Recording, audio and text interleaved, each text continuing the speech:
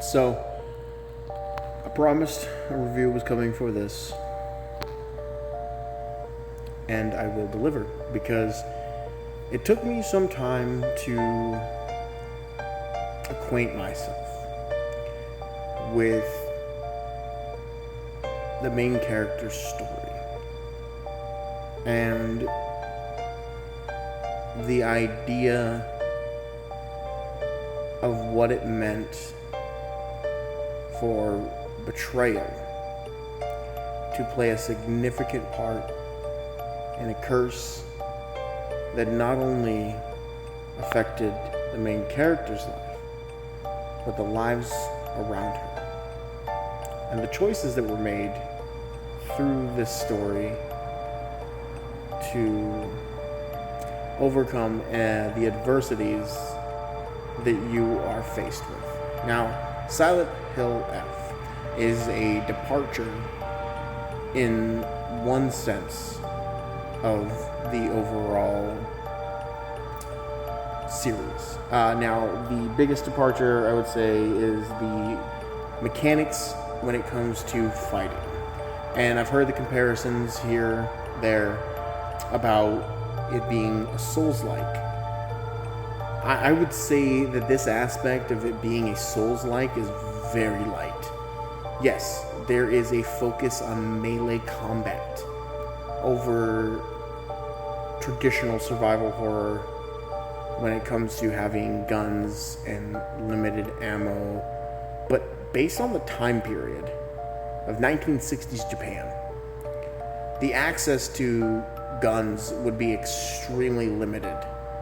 So it makes sense that the team wanted to focus on a melee combat instead. And is that combat good? Yes.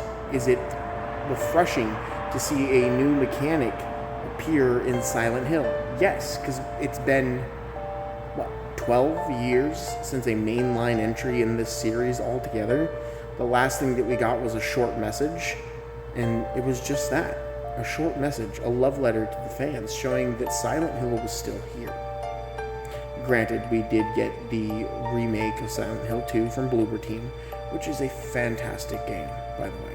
Fantastic, faithful remake, which also showed a change in mechanics to the combat. And I know there's been recent reports by the heads at Konami saying that Silent Hill F is not a representation of combat going forward in Silent Hill. That each new Silent Hill offering will have its own mechanics, its own interpretation of how combat should be held. And I think that is absolutely fantastic. I think it's something that Silent Hill has needed to add to that overall horror and dread and fear that you get from playing these games. Silent Hill has always been a game that has caused me to feel existential dread. And I've loved every game except for Downpour, because Downpour was ass.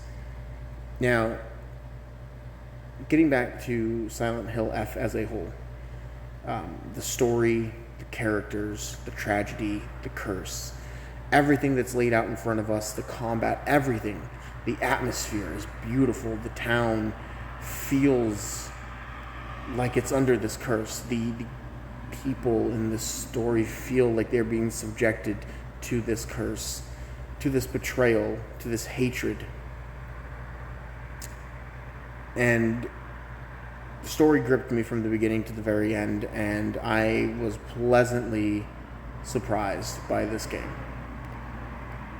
And I couldn't recommend it more, honestly.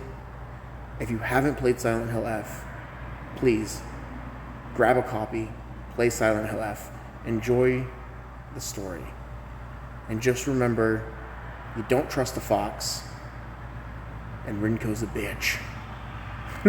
But other than that, I'm going to go ahead and give my final verdict on Silent Hill F, giving this game a 4.5 out of 5.